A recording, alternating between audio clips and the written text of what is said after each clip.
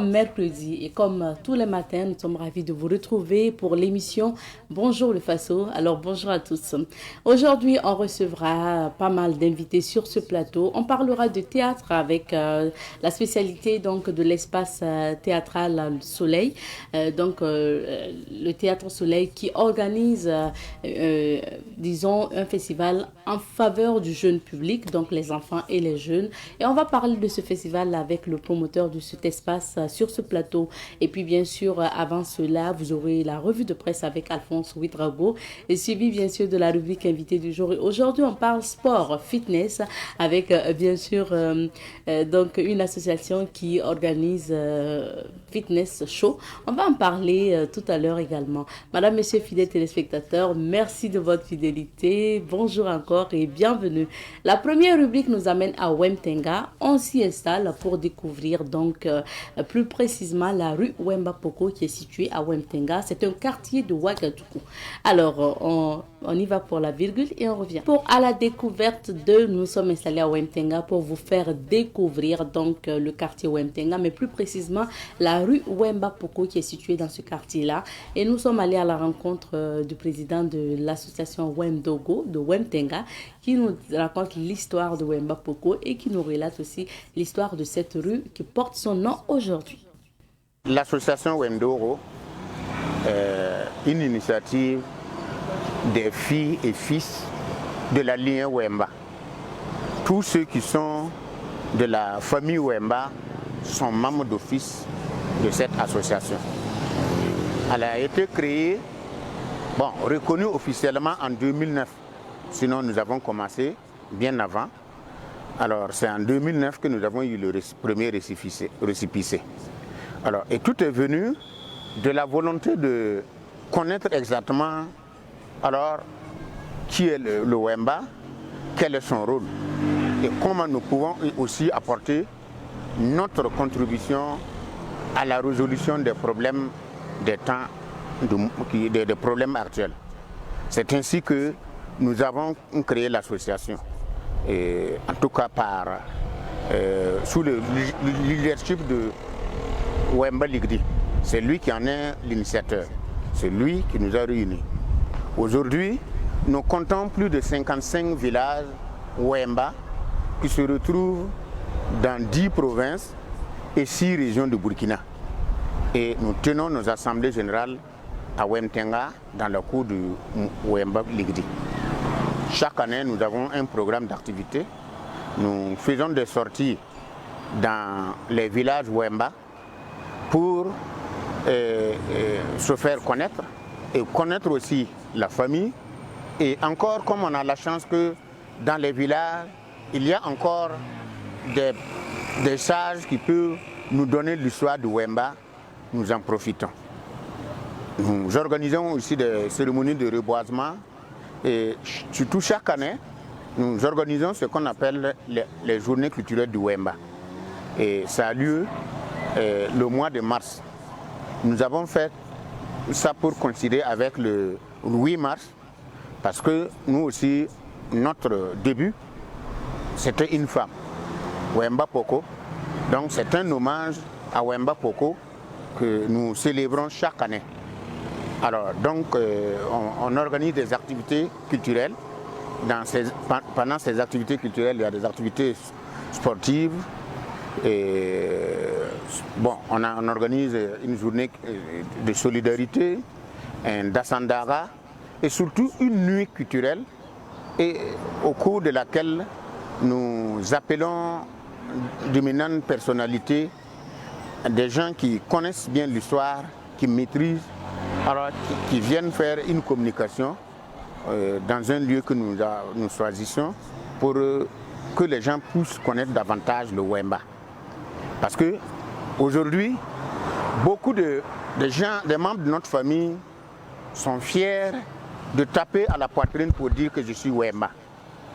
Parce que vous savez que actuellement, un peu partout, quand on vous parle du Wemba, alors ce n'est pas le sens que je venais de vous dire. Ce n'est pas Wemba médiateur là qu'on raconte partout. Alors, on a tendance à prendre les femmes libres, les femmes qui vagabondent, les femmes qui se vendent pour les appeler Wemba. Bien sûr, elles sont libres, comme Wemba aussi est libre. Mais la liberté, ça ne veut pas dire une libertinage. Liberté, ce n'est pas égal à une libertinage. Alors, le Wemba a joui d'une liberté pour pouvoir jouer son rôle fondamental qui est la médiation et l'intercession pour une cohésion au sein du royaume aussi. Alors, c'est ainsi que depuis lors, alors je vous dis qu'avant, si vous vous mariez à une fille Wemba, alors elle doit jouir aussi de la liberté que ses parents, hommes, vivent aussi à la maison. Alors, vous savez, avant, on battait les femmes, mais jamais une femme Wemba. Si vous tapez sur la femme, une fille de Wemtenga parce qu'elle est votre femme, alors vous avez des problèmes. Alors, donc, elle avait aussi la possibilité de dire qu'elle prépare ou elle ne prépare pas. Alors, elle a la possibilité de vous dire ce qu'elle pense aussi du foyer. Donc, c'est ainsi que, au fur et à mesure que certaines femmes aussi ont commencé à recouvrir leur liberté, alors les gens ont commencé à dire que telle femme aussi elle est aussi libre comme si elle était Wemba. Mais telle femme, elle est devenue Wemba, hein? Elle est Wemba. Donc aujourd'hui, on attribue le titre de Wemba aux femmes libres, alors que ce n'est pas comme ça. Wemba, c'est une famille et c'est une famille de médiateurs. Alors, autre activité que nous menons, au-delà des activités que je viens de citer, bon, nous sommes en train d'aller vers les autres communautés. Nous sommes en train d'aller vers les autres communautés parce que je venais de dire que les 55 villages Wemba que nous avons pu recenser se retrouvent seulement dans le royaume Mossi, c'est dans le plateau Mossi. Alors que le Burkina ne se limite pas seulement au plateau Mossi. Alors, nous savons bien que chaque communauté aussi avait son organisation.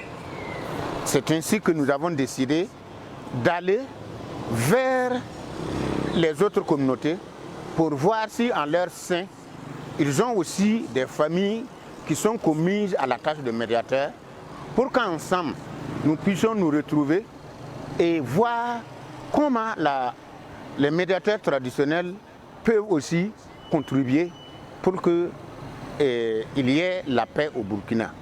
Et nous, on ne veut pas se limiter seulement à la réconciliation, qui sera faite certainement.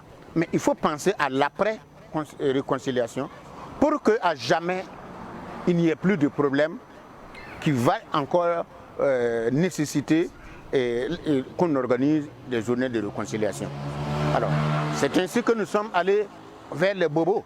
On est allé rencontrer le roi Bobo qui nous a dit effectivement que ces jeux sont les griots qui sont les médiateurs.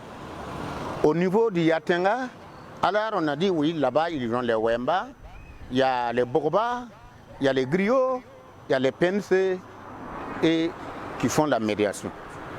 Donc nous allons aller vers Dedougou, nous allons aller vers Léo, Po et aller vers Garango, Gawa et tout ça.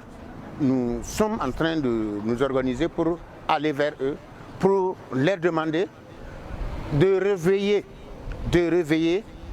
leur système de médiation traditionnelle. Parce que nous pensons que c'est le système qui peut être efficace pour qu'il y ait la paix à jamais au Burkina Faso. Quand nous avons rencontré le pays de Liptako, tout juste après les événements de Yurgu, nous sommes allés le rencontrer, nous avons posé le problème, nous avons souhaité qu'il voit, qu'il dise à sa communauté d'accepter et comprendre que l'histoire de Yurgu, c'est une situation qui est arrivée. Alors, il ne faut pas qu'on se dise que c'est une histoire d'ethnie.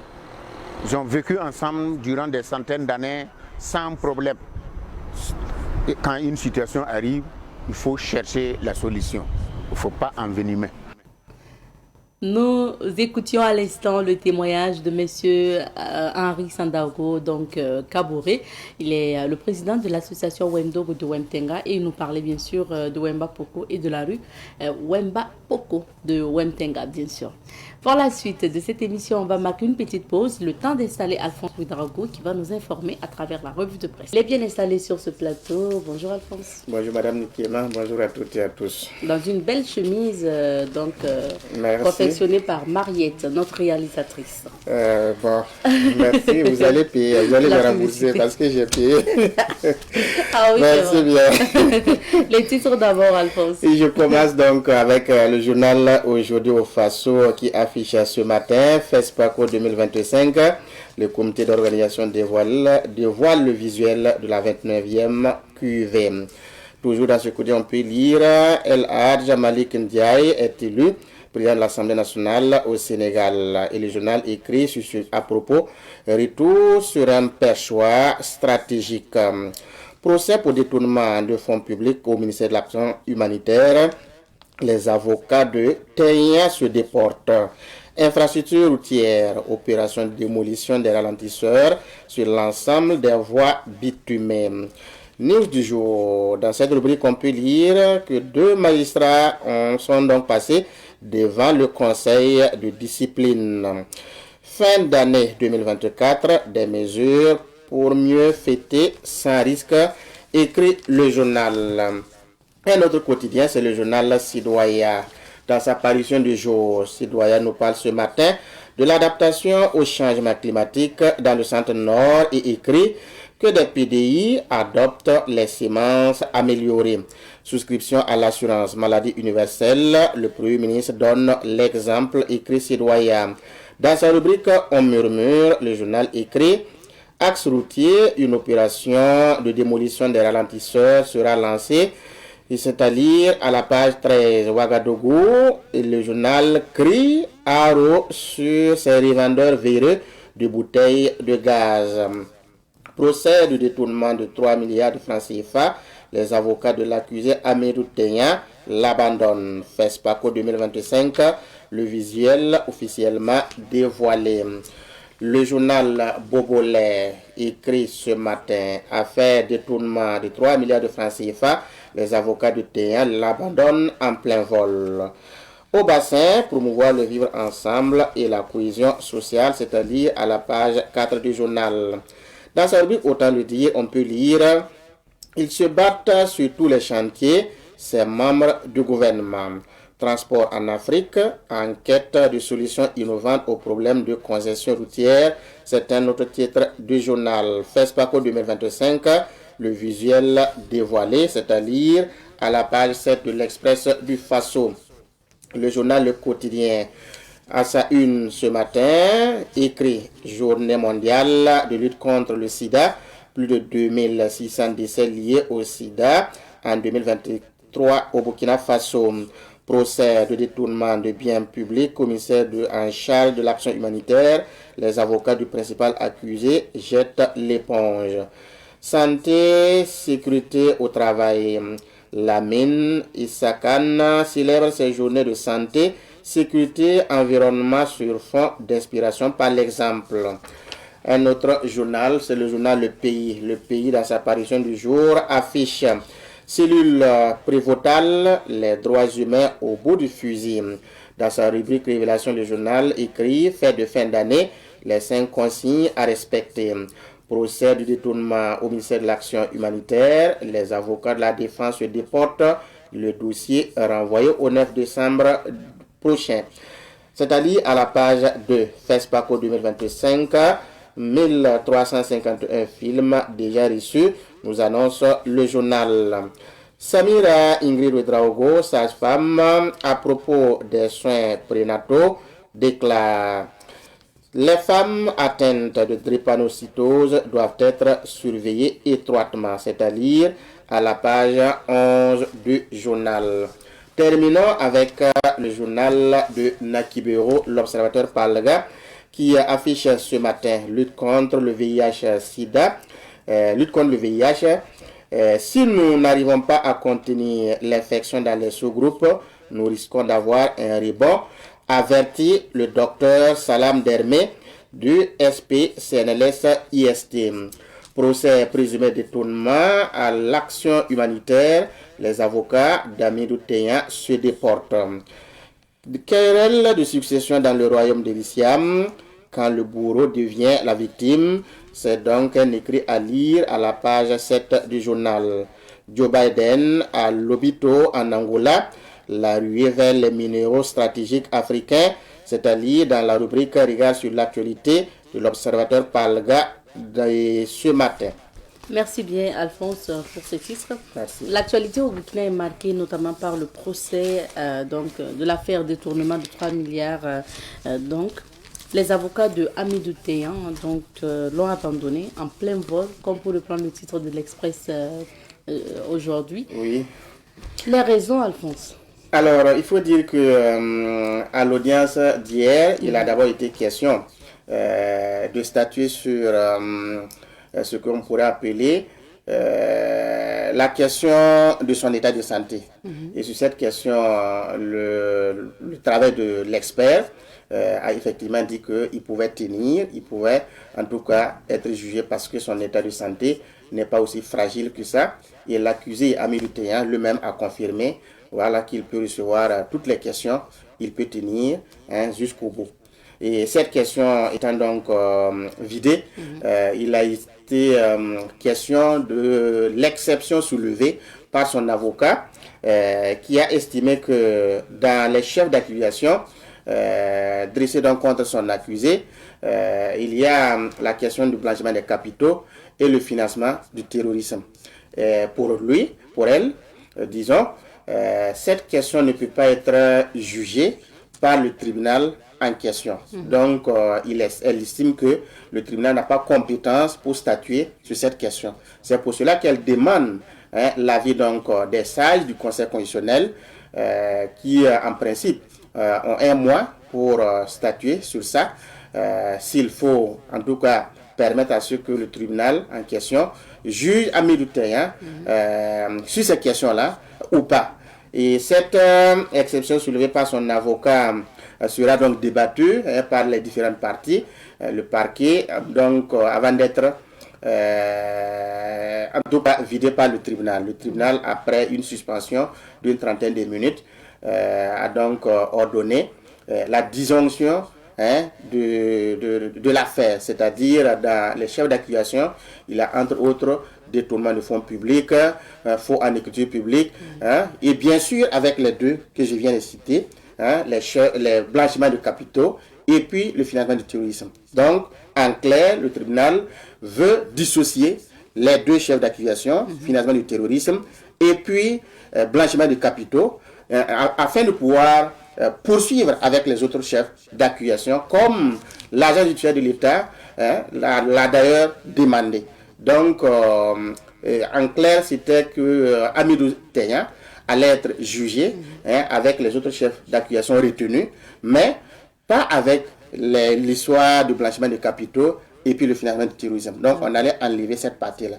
Et sur cette question, sa défense a estimé que s'il faut poursuivre avec cette manière, elle se déporte parce que n'est plus à mesure de défendre son client parce que ça ne respecte pas les normes.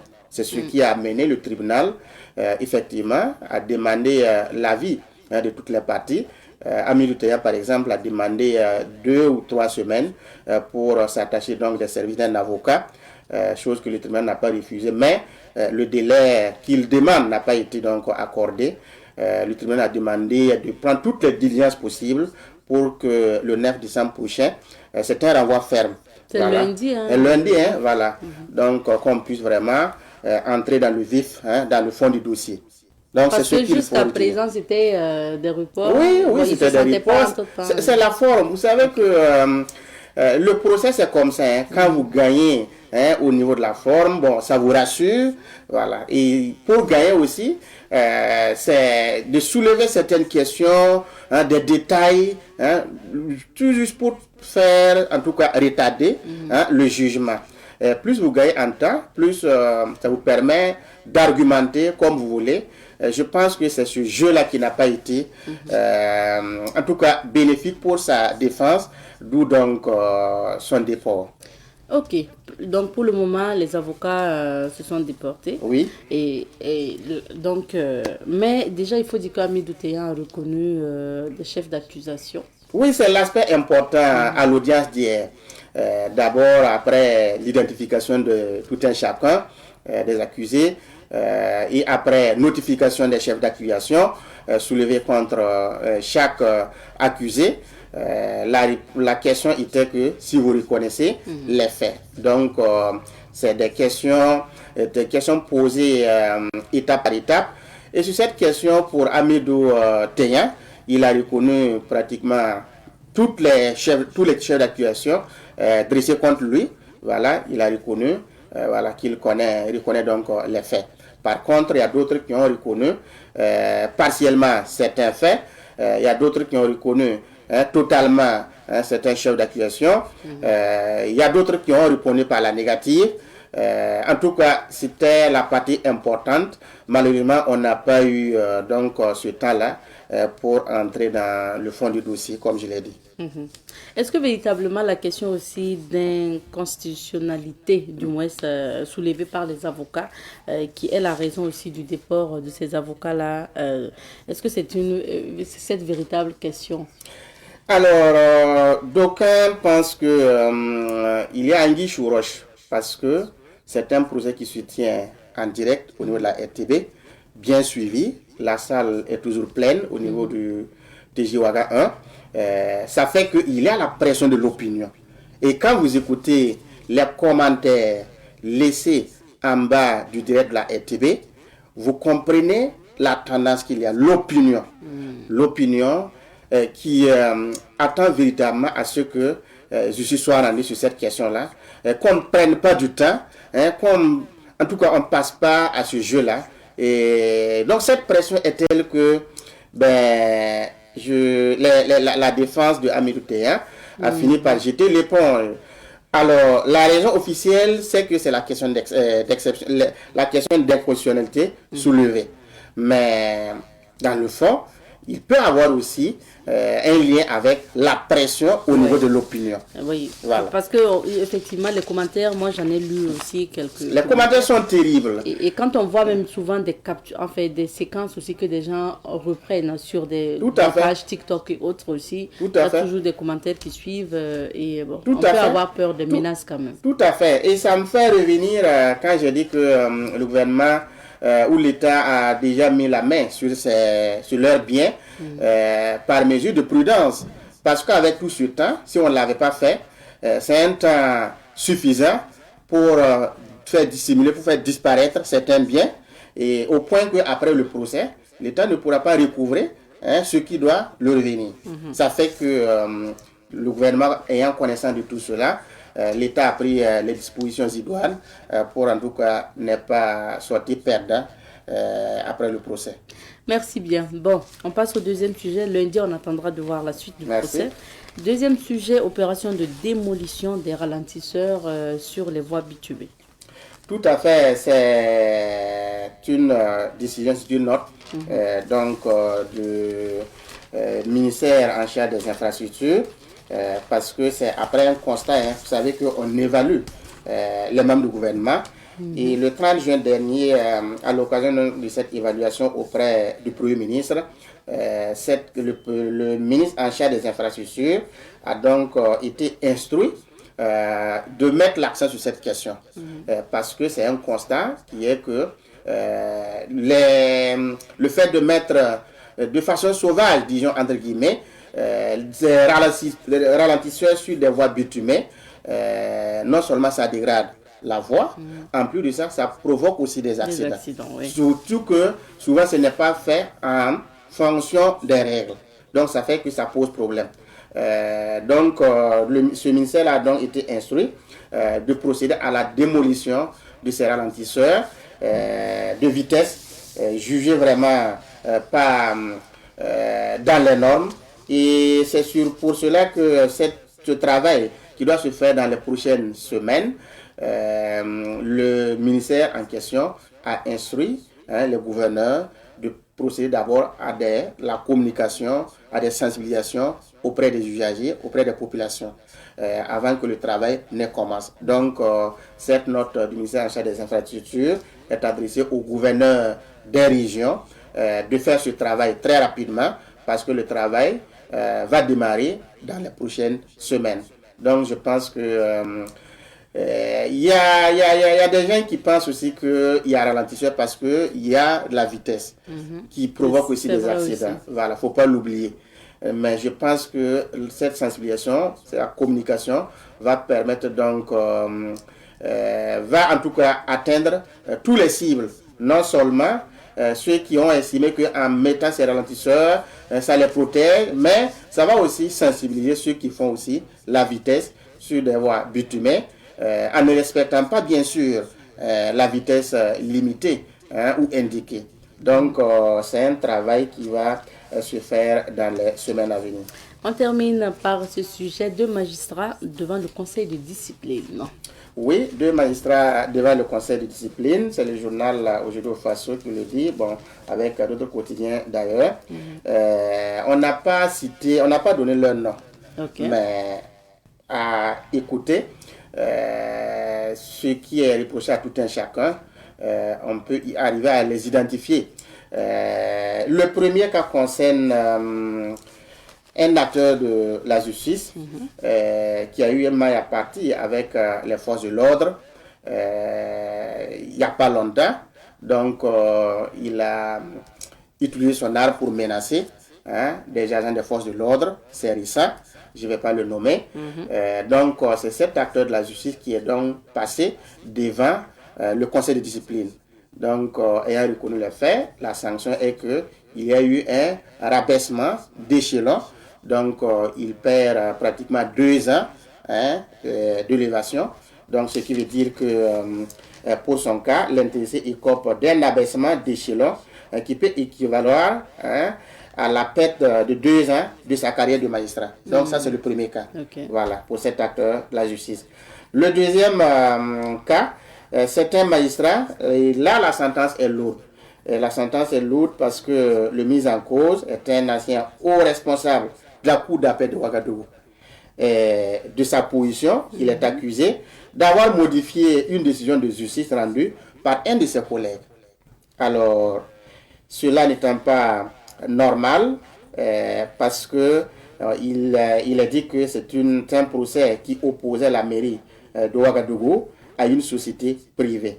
Et en conséquence, la sanction, le conseil de discipline a donc prononcé sa mise à la retraite d'office. Voilà, parce que c'est assez grave.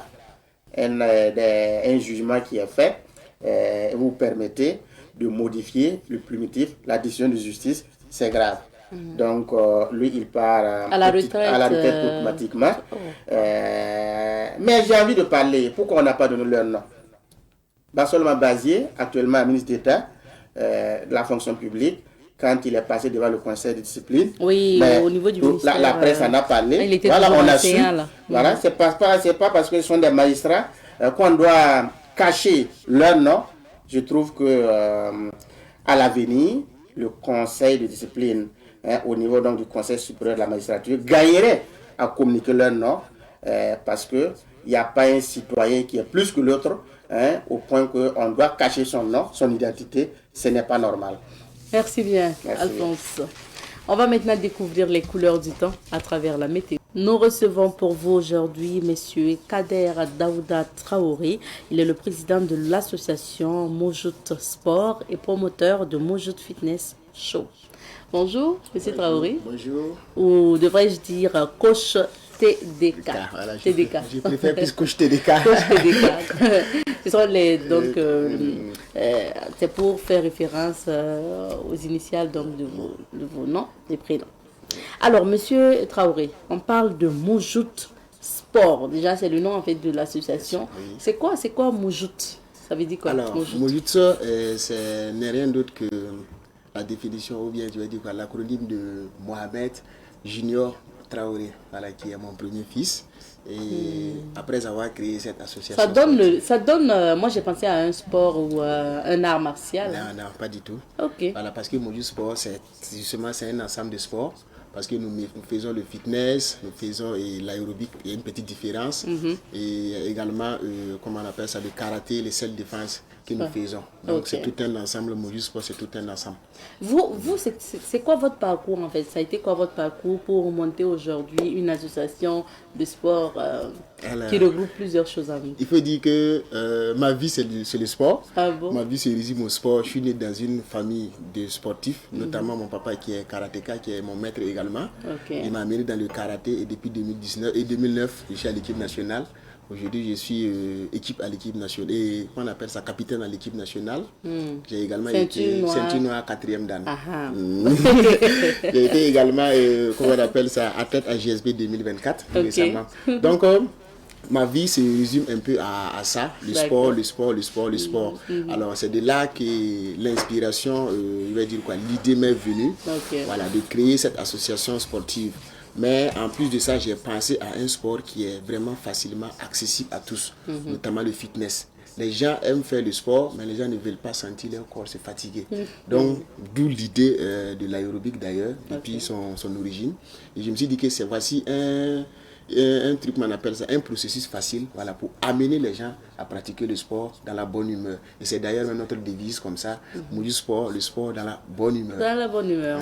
Merci. Et puis bien sûr, en temps, on a été rejoint par le secrétaire général de l'association, donc Mojut Sport, donc monsieur Mahamadi Zougrana, dit ébéniste Zougrana, le PDG. Hein. Bonjour. Bienvenue sur ce plateau. Merci. Merci à vous d'être sur ce plateau avec nous pour nous parler notamment donc de ce sport-là et puis de fitness show, de Mojut Fitness Show. On va en parler tout à l'heure. Merci d'être là. Vous, est-ce que vous également, vous avez fait... vous êtes issu d'une famille de sportifs ou bien comment vous avez aimé le sport déjà? Et il faut dire que je ne suis pas né d'une famille de sport. J'ai aimé le sport comme ça à base. D'accord. Est-ce que vous pratiquez un art martial ou vous faites quel type de sport? Oh non, il faut dire que je pratique le sport avec le président du Mojut Sport, Traoré Dakade. Ok, vous n'êtes pas un professionnel comme monsieur Traoré, qui est ceinture noire 4e dan et capitaine de l'équipe nationale de karaté. Ok. Alors, monsieur, on parle maintenant de cette activité que vous organisez, donc Mojut Fitness Show. De quoi il s'agit? Alors, il faut dire que Mojut Fitness Show, c'est un grand rassemblement sportif avec environ 1000 personnes. Cette année, nous attendons plus. Parce que la première édition, on s'était donné objectif 500 personnes. On était à plus de 1000 personnes. Les gens ont besoin de sport. Les gens ont besoin de sport. Et vraiment, nous, ça nous ravit. Voilà, ça nous ravit de savoir que les gens aiment le sport. Et d'ailleurs, il faut dire que nos activités de fitness aérobic, nous sommes beaucoup sollicités. À chaque fois, nous sommes sollicités pour les activités. Et nous, on a pensé à une idée. Et si on rassemblait les gens pour faire encore mieux? C'est vrai qu'on mène des activités des petites activités de gauche à droite. Si on organise ce genre de grandes activités chaque fin d'année, pour permettre aux gens de venir pendant 2 heures de temps, transpirer dans la bonne humeur, puisqu'il y aura plusieurs coachs qui vont venir de Touaga, pour ne pas dire le Burkina Faso.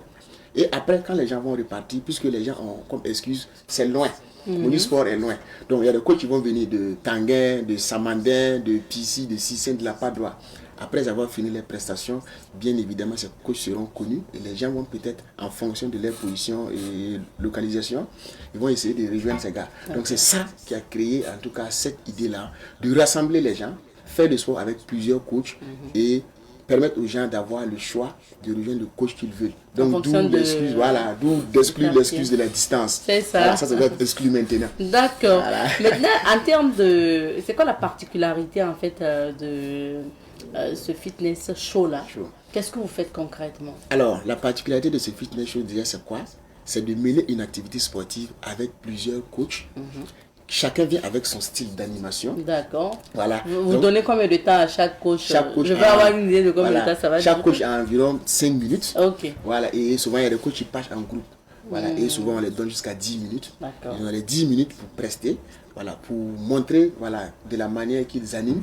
Et maintenant, bon, peut-être qu'après, ils seront approchés par des participants pour leur dire bon, votre manière d'animer, ça m'a permis et ça m'a plu. Voici vous êtes dans quel quartier, ainsi de suite. Donc c'est ça déjà la particularité, puisqu'il ne suffit pas de venir faire seulement la promotion de Moju Sport.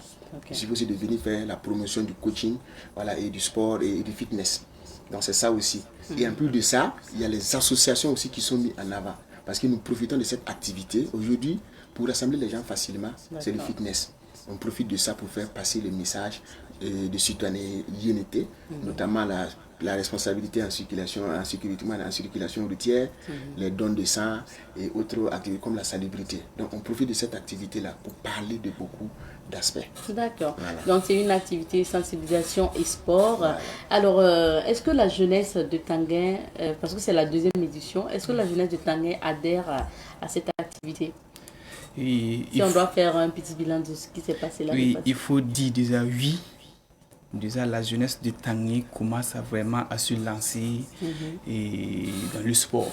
D'accord. Parce qu'ils sentent que maintenant, le sport, c'est pour toi-même, c'est pas pour quelqu'un. Ok. Le sport, c'est pour la santé et c'est quelque chose aussi, une fois que vous êtes ensemble, vous arrivez à vous communiquer facilement aussi. Facilement, bien sûr. Monsieur Traoré, pour ce qui concerne donc ce fitness show là, ce Moujut Fitness Show, pour cette donc 2e édition, alors on aura combien de coachs et le temps de sport va durer combien de temps? Alors, il faut dire que l'activité, cette année, il y a une particularité également parce que d'habitude on commence dans l'après-midi, mais cette année l'activité va commencer le matin. Le matin déjà, on aura déjà fini les mises en place depuis la veille. Et il y a des associations que nous avons contactées. Nous allons organiser des jeux de société comme le ludo, et le scrabble, la pétanque. Ils vont venir en même temps occuper la journée avec ces compétitions. C'est une manière de se mettre en brassage avec différentes associations. Et après ça, la grande activité, la principale partie, c'est à partir de 16h.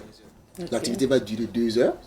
Voilà. Maintenant, on aura 1 heure maximum, voilà, pour faire le sport. Et il y aura une vingtaine de coachs qui seront là. Wow. Voilà. Et chaque coach va avoir environ 5 minutes, voilà, pour venir, ou bien en groupe, ou bien individuellement, pour venir en tout cas étaler leur talent, voilà, leur savoir-faire en matière d'animation aérobique et fitness. Donc c'est musique et sport. Musique et sport. Ça va faire transpirer. Transpirer. On verra bien si les images aussi que vous avez proposées sont assez bien et qu'on pourra faire passer. Ça, ce sont les photos. On verra bien si les vidéos aussi, après, on peut voir comment vous travaillez.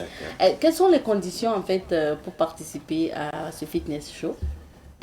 Conditions, comme sur l'affiche, libre et gratuite. C'est libre et c'est gratuit. Et en plus de ça, vous allez avoir droit à une séance shoot. Ça veut dire que vous allez avoir droit à des photos.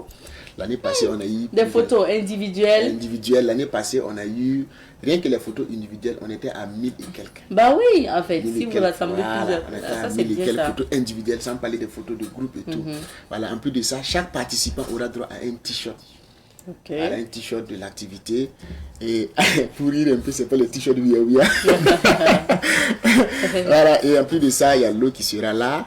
Et en même temps, au-delà de ce sport-là, il faut dire aussi les opportunités qui se cachent derrière ce genre d'activité, le rassemblement.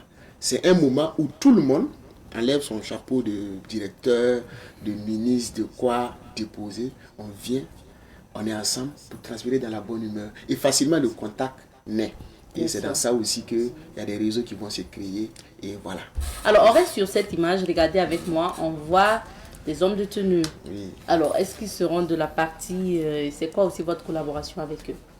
Alors, il faut dire que déjà à la base, je suis fonctionnaire de police. Ah, ben voilà. Vous ne nous avez pas tout dit, là. Vous n'êtes pas tout à karaté. D'ailleurs, Et- je suis en fonction à la D'accord. direction des sports, des arts, de la culture de la police nationale. Ok. Par le sport, j'ai atterri là-bas. Donc, il faut dire que nous menons beaucoup d'activités avec les forces de défense et de sécurité. Nous venons tout juste même de finir une formation en marketing digital du sport où tous les FDS, tous les corps, les entités de la militaire et paramilitaire étaient réunis pour parler du sport. Et franchement, ils adhèrent ça, ils adhèrent cette idée, voilà, de promotion du sport. Donc facilement, lorsque nous les avons lancé les invitations, ils n'ont même pas tardé à répondre voilà, pas et des réponses favorables. Rendez-vous est pris pour le 14 décembre.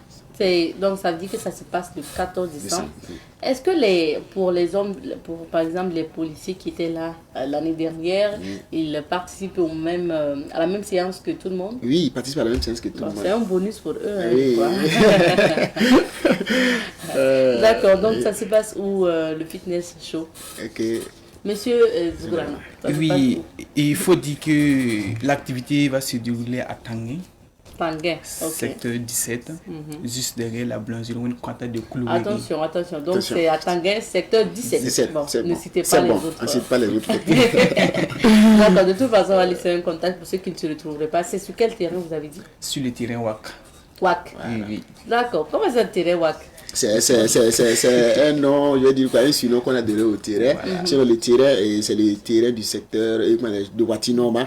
Voilà, mais quand vous arrivez là, si vous dites terrain de Watinoma, on va vous montrer beaucoup de terrains. Mais quand vous dites terrain WAC, tout le monde va se diriger vers là. D'accord, c'est un nom d'emprunt que les fils de Tanguay connaissent très bien. Ok, donc après, qu'est-ce que vous attendez en fait après cette séance de fitness show là? Quelles sont vos attentes en organisant cette activité? Les objectifs sont clairs. Déjà, augmenter le nombre d'adhérents, le nombre de pratiquants du sport de maintien. Parce qu'aujourd'hui, soyons honnêtes, soyons clairs, le sport est devenu incontournable. Que ce soit le sport en matière de compétition, que ce soit le sport en matière de maintien, que ce soit le sport en matière de rééducation, le sport est devenu un aspect incontournable que les gens ne comprenaient pas. Mais aujourd'hui, ils sont en train de comprendre. 80% des patients, quand ils vont consulter, après avoir prescrit des produits, le médecin va vous dire pratiquer une activité physique et sportive. Oui. Donc du coup, le sport est devenu incontournable. Et nous, on mène des activités vraiment facilement accessibles. Même nos séances, quand on dit nos prières aux gens, les gens se disent « Ah, que c'est du gratuit ?» Oui, notre objectif, c'est d'amener les gens à pratiquer le sport. Ce qui va venir après comme, je vais dire quoi, faveur ou bien bénéfice, ça c'est autre chose. Voilà, donc notre objectif après cette activité, c'est que les clubs de fitness, en tout cas, voient beaucoup le nombre de participants, voilà, d'adhérents augmenter. Voilà, et que les gens puissent comprendre que le sport aujourd'hui, ce n'est pas une question d'option, voilà, mais c'est une question de priorité. Voilà, est-ce que vous-même, vous êtes coach dans un centre? Oui, je suis coach déjà à Moju Sport, parce qu'il faut dire que Moju Sport, nous sommes un peu, je vais dire quoi, reconnus en matière de fitness. Voilà, nous sommes en partenariat avec beaucoup de structures, avec beaucoup d'associations.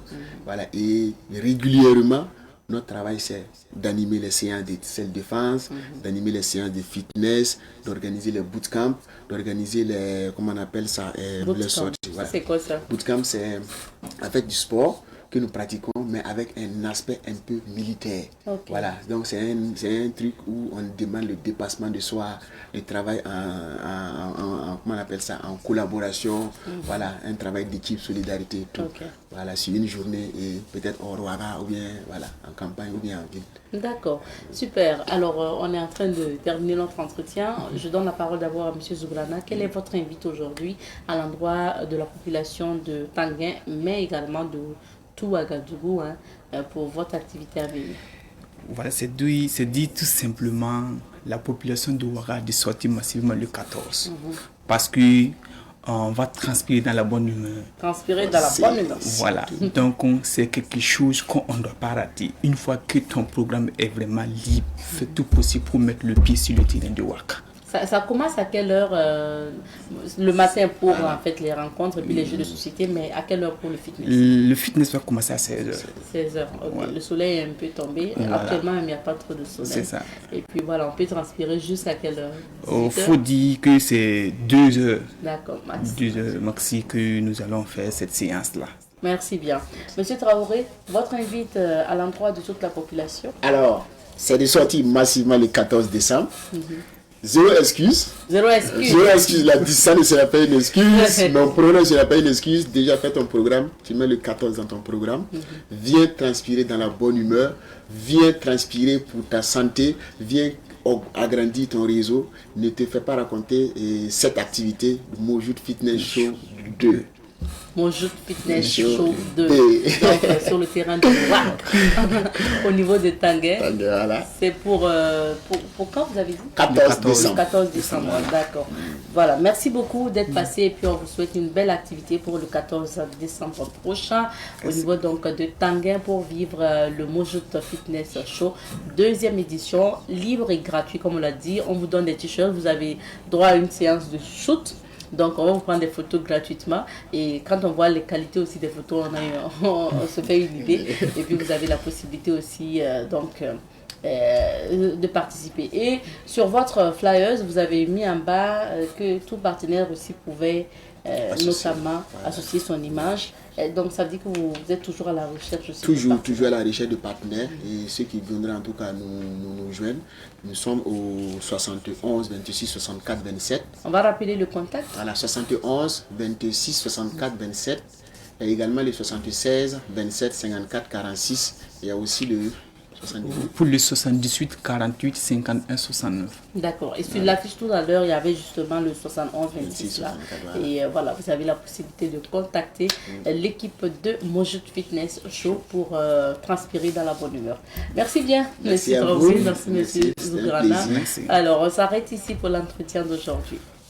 Marquons une petite pause. Poursuivons avec l'émission d'aujourd'hui. Pour aujourd'hui, on parle de théâtre pour enfants avec une structure spécialisée dans le théâtre pour enfants qui favorise en tout cas la participation des enfants au théâtre. Et nous sommes aujourd'hui avec le promoteur de cet espace et bien sûr organisateur en même temps de ce festival Théâtre Jeune Public.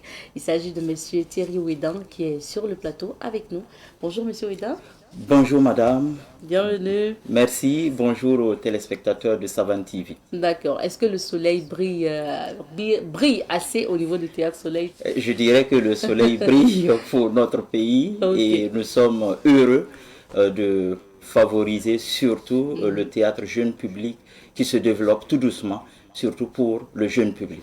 Justement, parlons du Théâtre Soleil. C'est vraiment votre particularité de vous intéresser à la jeunesse, aux enfants et à la jeunesse. Alors, on commence d'abord par présenter cet espace.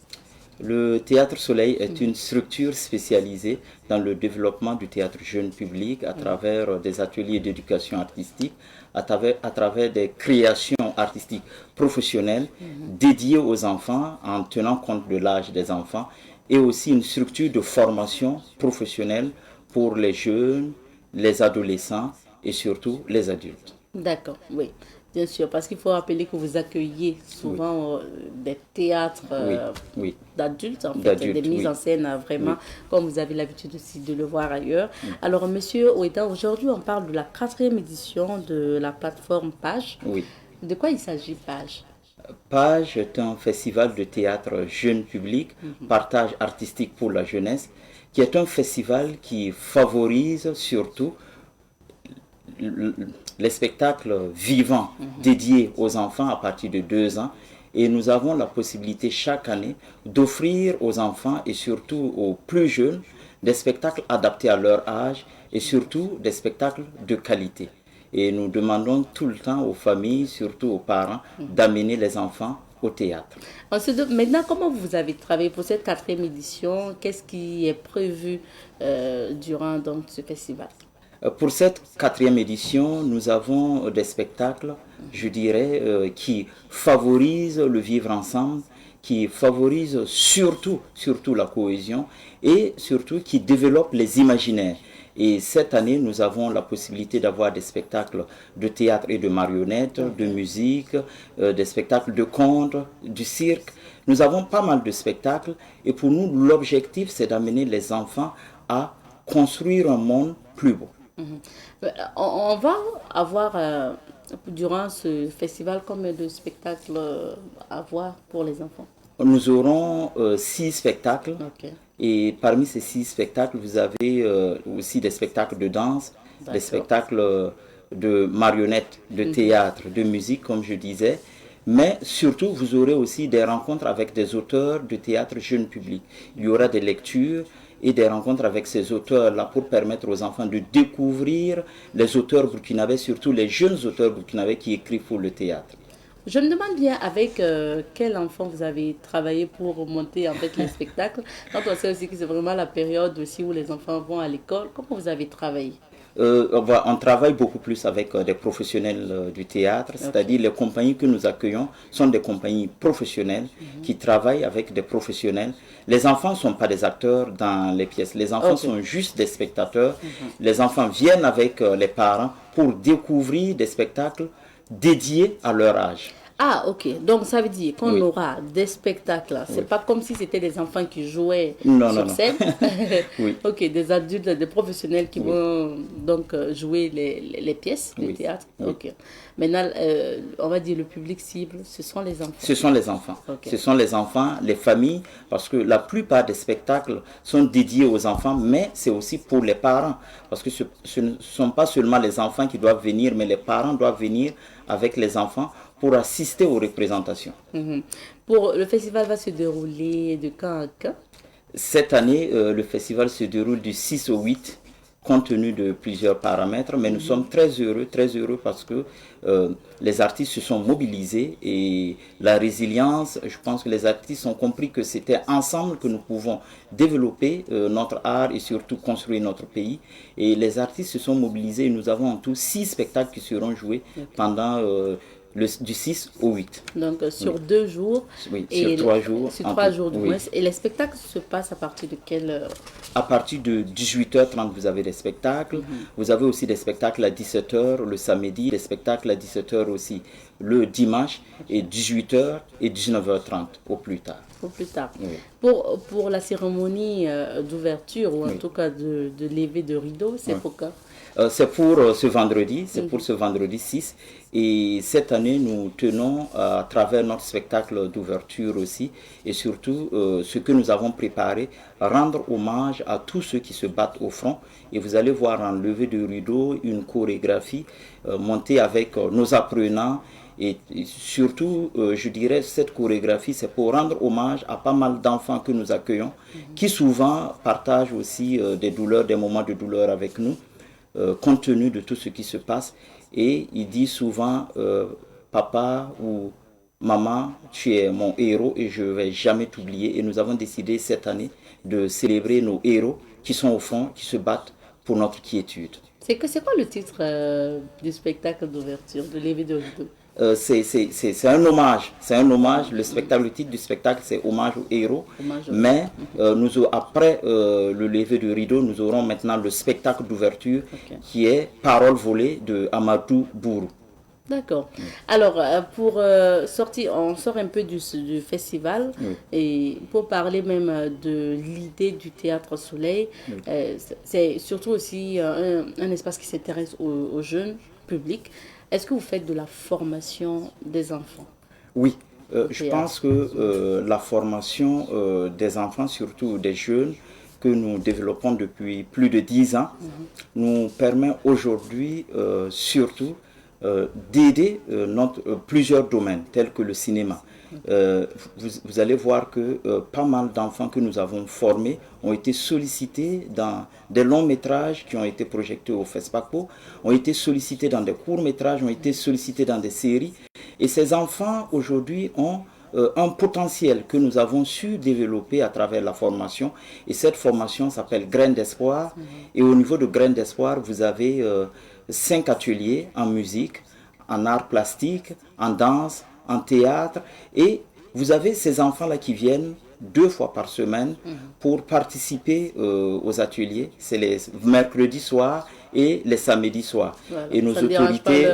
Non, ça ne dérange pas, puisque les autorités sont au courant de ce que nous faisons. Et le ministère, je remercie ici le ministère qui nous accompagne, qui nous facilite l'accès aux établissements et surtout qui n'hésite surtout pas, je dirais, qui nous accompagne avec des techniciens qui nous conseillent et aussi qui viennent voir tout ce que nous faisons au niveau du Théâtre Soleil. D'accord. Jusqu'à ce jour, il y a certains parents qui se disent, est-ce que c'est important, moi aujourd'hui, d'amener mon enfant à aller à pratiquer des arts comme la musique, le théâtre, le conte et autres? Qu'est-ce que vous direz à ces parents? Je dirais à ces parents que l'art humanise. Et rien que humaniser l'être humain, il est important pour l'enfant d'être dans une société humaine. Et aujourd'hui, vu les moments difficiles que nous traversons, il est important de créer cette communauté humaine. Et cette communauté humaine, il est important de toucher à l'art. Donc, il faut amener les enfants à l'art, parce que l'art est tout ce que nous pouvons ne pas perdre. Ouais, Oui. c'est ça. Alors, Monsieur Ouida, on va revenir donc au festival avant de nous quitter. Alors, je rappelle que le nom du festival, c'est Page. Oui, Donc, Page. c'est vraiment un festival jeune public. Oui. Rappelez-nous les dates. Les et dates, les c'est- conditions aussi d'accès Oui. pour les spectacles. Les dates, c'est du 6 au 8 décembre. Les conditions d'accès, cette année, nous avons décidé encore de favoriser surtout l'accès à la population à travers des prix, je dirais, étudiés, 1000 francs et 500 francs. 500 francs pour les enfants et 1000 francs pour les parents.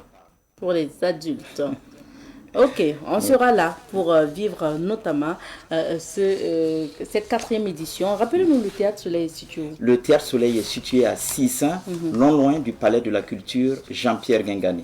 Ok, merci bien. On vous souhaite de passer une excellente édition donc, de la plateforme Page qui va se tenir à partir du 6 décembre prochain jusqu'au 8 décembre au niveau du Théâtre Soleil. Merci d'être passé sur notre plateau. Merci, merci, on vous attend. Ok, on sera là. Merci. Alors, on va vous raccompagner avec le spot publicitaire de cet événement-là. On vous laisse voir en image ce qui s'est passé, les éditions passées, et puis vous allez vous faire une idée de ce qui va se passer cette année.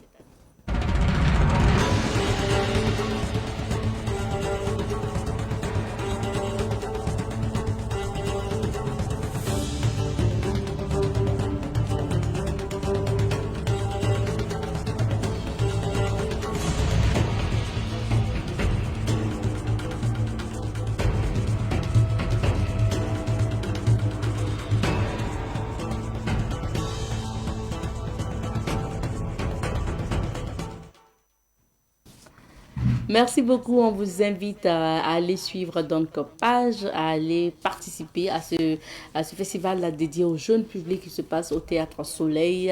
Le Théâtre Soleil n'est pas loin du marché de Sissin, c'est pas loin donc de Jean-Pierre Guingané. Et comme le promoteur l'a dit ici, c'est important d'amener vos enfants au théâtre. Vous ne pouvez pas savoir à quelle idée ça développe leur esprit.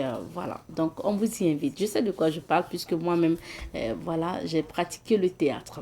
Merci de votre fidélité à Bonjour le Faso. On va s'arrêter ici pour l'aventure de ce matin. Merci à toute l'équipe derrière. On se retrouvera, Inch'Allah, demain, jeudi, quand il va sonner à 7h30 sur Savane TV. Prenez soin de vous. Allez.